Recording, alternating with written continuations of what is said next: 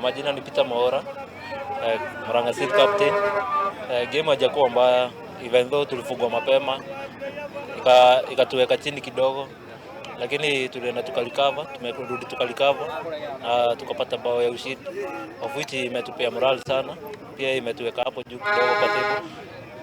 Tulianza ligi vibaya, tulianza poa na si watu wengi walikuwa na expect tunaweza kuwa hapo, lakini ile effort iko na vijana wangu na waaminiana, najua tunaenda far. Kucheza na Tusker pia haikuwa rahisi, tulikuwa tunajua ni game hard, lakini preparation yetu imekuwa poa. Sasa tuna focus na game next, of which ni Gor Mahia.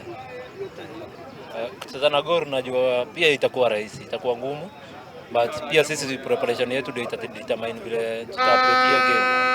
Najua pia wao wanajua wamekuwa kwa ligi for long, sisi ndio tumekuja, but ni kuweka tu effort kidogo, na tunajua hata sisi tumejiprepare kwa face. Gabriel Kingi na mimi ni head coach wa Murang'a City.